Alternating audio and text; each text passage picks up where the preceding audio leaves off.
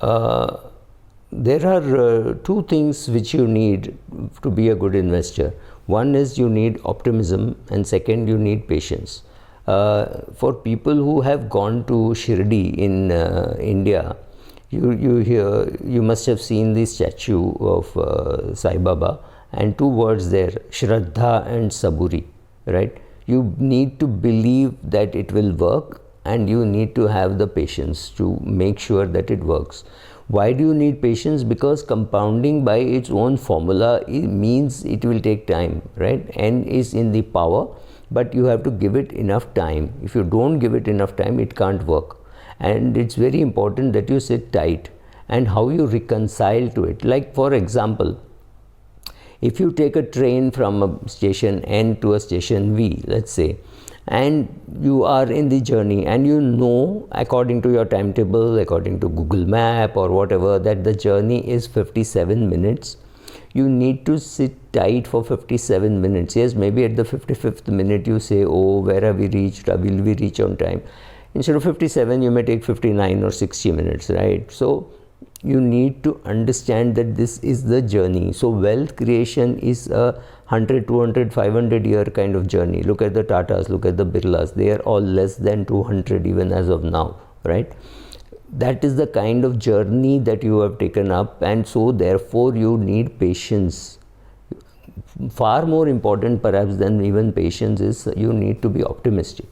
When you meet people, and especially during these corona times, it's such an obsession of people saying, oh, my neighbor got, my building got, this, that, you know, they're so pessimistic. They give you the feeling that they don't want to live. I know a patient who was admitted, people did not know any of the doctors, so they called one of the nurses whom they knew. She went in, found out, spoke to him, came back and said, this guy won't live because he's too scared of what is happening. Mentally, he has already given up. And true to it, he died in less than a couple of days, right? So people are able to find out. You have got to be optimistic. Please realize that from, say, 1900 to 2000, if you take that century, a lot of bad things happened, a lot of ugly things happened, right? We fought 2 world wars. The Second World War ended because of a nuclear power, irresponsible nuclear power. In fact, I would call that the biggest terrorist activity in the world, which is being celebrated, right? So those things happened, but still investing happened. Markets went up. Also understand that during this period, the most important thing was democracy was spread to the world.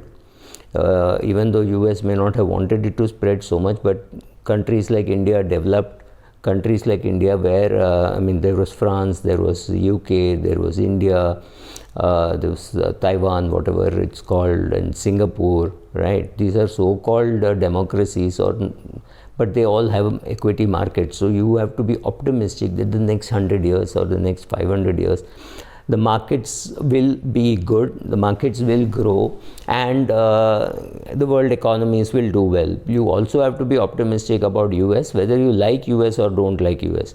US is not going to give up its preeminent position in the world or in the economy or in the index. It is going to be 47-48% of the index for some more time to come. Yes, other market caps will go up, but you have to be optimistic about the US. If you are optimistic, you also have to be optimistic about investing in the index. And if you are optimistic about investing in the index, you have to have 47% of US. So it has to be a world index and not just an India index. I'm not getting too much into how should your asset allocation be, but yes, you have to be optimistic. Only because you think the future is better than what it is now currently that you are investing. Only because you believe that you're 60 years of age and you're going to live till 90, you've got 30 more years to invest. If you're 30 or if you're 20, you've got another 70, 80 years to look forward to with your investing, because your investment is what is going to feed you. And you want to do well, because if you are doing an investment, you want to do well in that investment. If you're looking after your health by going to the gym, you want to be better and better and better and healthier, right? That is how you want to be. So there is got to be optimism, then there is got to be belief that it will happen. That comes from the optimism should give you the patience. If you do not have some of these faculties in you, believe me, it can be developed. It is not impossible to develop, but inherently, if you think the world is going to come to an end because there will be some third variant, fourth variant, fifth wave of coronavirus and you're going to drop dead, believe me, it's very difficult to take a long-term view on anything if you are pessimistic about your own life. So being an optimist is absolutely necessary, because whether it is a Jack Bogle or a Buffett or a Charlie Munger, obviously they're bullish about being alive, right? So at 95, Charlie Munger doesn't say, oh, let me just lie down and wait for death to come. He is interested in creating a portfolio. Maybe he's creating a portfolio for his seventh generation. The first 6 generations have been provided for, or something. You need to find a cause. You need to find reasons to be optimistic about, but it is worth being optimistic. Also understand that the world will have some ugly events which are happening. I mean, there could be a nuclear drop. US dropped and US got away with it, right? So some other country will try it more. There could be, I mean, there is AI coming, so there will be entry into your privacy will be breached. Every service provider will know what you're doing. Google and Facebook know what you're doing, right?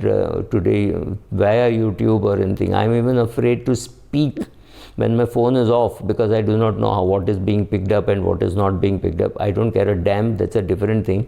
But sometimes when I feel that I'm speaking, I think that is getting, somewhere it is getting not just recorded, but it is being consumed as information, right? So yes, these things will happen. There will always be some very good events. There will always be some very ugly events. There will always be events in between. There will be some small wars and skirmishes, etc. here and there. Can it happen that the war is taken to the US for all the great work it has done in the past with other Middle Eastern countries, etc., etc.? Will the war go into US and create a mess of the US economy? Possible. Let's not rule out anything. Why can't China create more biological warfare? They've already started. They've tasted blood, right? So can it become? Yes. So there can be more ugly events. I don't think there has been an uglier event than Hiroshima, Nagasaki, but US got away with it without any great sanctions, right? So will it happen again? We don't know. Will US give up its pre-eminent post of being 47% in the index to say 4.7%? No. But when 47 becomes 46, 45, 44, it means the other parts of the world are developing. US does not like it, but that will happen. There will be democracies. There will be countries run very efficiently by women. Right now, people can't imagine these things happening, but there can be a country which is run by a cabinet which has got 15 people, out of which 12 are women and 3 are men.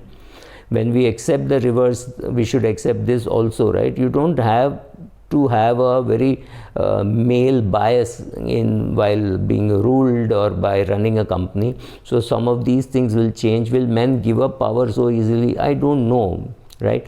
You have to be optimistic that the good that will happen or the great that will happen is going to be better than the bad and ugly which will happen. Both will happen. You have to understand that ugly events can be absolutely dramatic and traumatic, and it can depress your portfolio, but the market always comes back, right? The World War happened, and Nagasaki, Hiroshima happened, all that happened. So it must have had an impact on the US market, but the markets just come back. World Trade Center bombings happened in the US. So somebody did try taking the war into the US house, but after that, US has made sure that terrorism is attacked in their homes and no terrorist activity comes into the US. So 9/11, that is 2011, this happened, and last 10 years nothing has happened in India, right? Sorry, I got the figure wrong, but I think it's more than 10 years that 9/11 happened. So when you know that these things are happening, there is reason to be pessimistic. There is reason to feel that oh my God, this is the coronavirus is going to kill us. Coronavirus is going to hurt us, yes, but we will overcome that. There will be a second version, third version, fourth version, whatever. You have to be optimistic about human ingenuity, about human ability to tackle all this, right?